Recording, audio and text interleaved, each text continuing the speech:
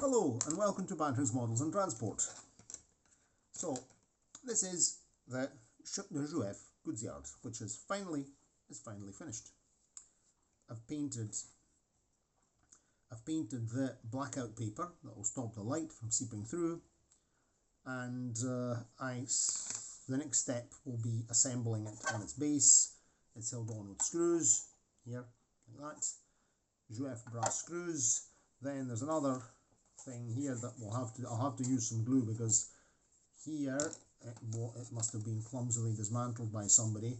There's a peg there, only one surviving peg, and the peg goes in there like that.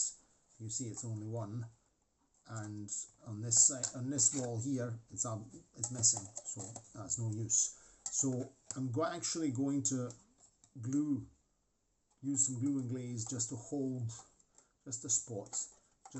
these gable ends in position on the roof, because then after you assemble everything this way, and so I'll use some glue. I thought to maybe use an old drawing pin with the plastic cap removed, and then paint the bit of metal, which would be like one of the head of these tie rods that keep buildings together. Too much complication.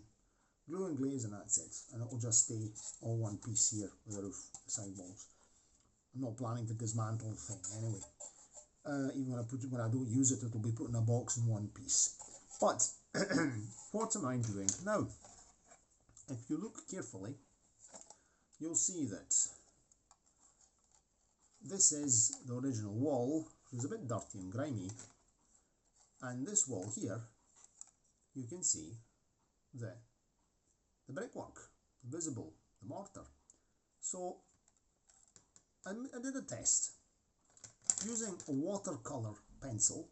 This is a gold Faber Aqua by Faber-Castell. The watercolour pencils at Bugler 75, Ian, he gave me the tip to use these to pick out the loco number on the Triangenti. And thanks again, Ian, for this useful advice. In the meantime, I'd put these, when I was wanting to do the Ginti, I couldn't find them because they'd got buried somewhere and they were under a box of controllers. Then I wisely put them in a safe place, and promptly forgot where the safe place was. But then I found a safe place. It was the bottom drawer of the letter tray. I was rummaging around looking for some paperwork for bureaucracy, for bureaucratical reasons, and I actually found them. So bureaucracy sometimes has some pleasant side effects. So what I'm doing, I'm just using my Faber-Castell Gold Faber Aqua watercolour, black in this case here, and I'm just picking out, like that, the brickwork. I'm making the mortar darker than the white brick, because many industrial buildings are made in white brick or white painted brick. But of course the mortar's always another colour. The paint doesn't. I think some bricks are even fired at a higher temperature to get this white effect. Now I did do some homework before. I had a wee look at white brick walls, and I read some information. Now I don't know if for industrial buildings they were using bricks which are the natural white colour, because the external part, the white part, is more, resistant to weathering and things like this, or soot and grime and so on, to water. But anyway, by doing this job here, please, if you know more about bricks than myself, just say so in the comments. And by doing like this, I'm picking out the brickwork very nicely, and it looks much less plasticky, and it's a very, very easy thing to do. It's also very relaxing.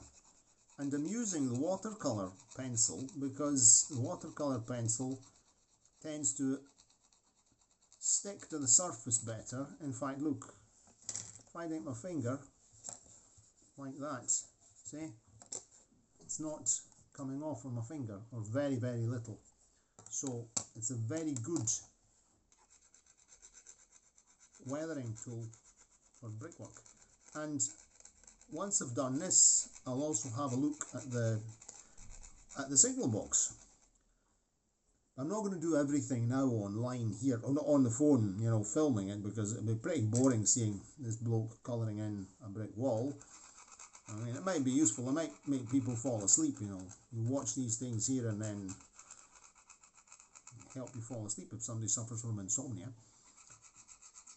But I'm not going to do them all 4 walls, also because there's quite a lot of brickwork here. Because now I'll interrupt this and I'm going to take the railway board out, also because I have to make some measurements. I have to decide where the roads are. I have to, before fitting the base to the signal box, I have to decide exactly where the signal box is going to be. And in this week, hopefully, unless there is other work that gets in the road, we'll actually be working. I'll maybe manage to paint the road, the scenery on the Chapelong, for the Chapelong Crosty village, and then we'll also have to think about its British identity as well when it's in 00 scale. So, and then there's the last but not least, I'm dying to play with trains. I need to play trains. It's becoming you know, a craving. Okay, so I'll finish this off now. I'll put some music on and let me know what you think about this, and I'll get that board out, and at least it'll be out, and then I can actually start thinking about finishing this job. Okay, if you enjoyed the video, give it a like, subscribe to the channel, click the notification bell, and share the video. Cheerio, and see you next time.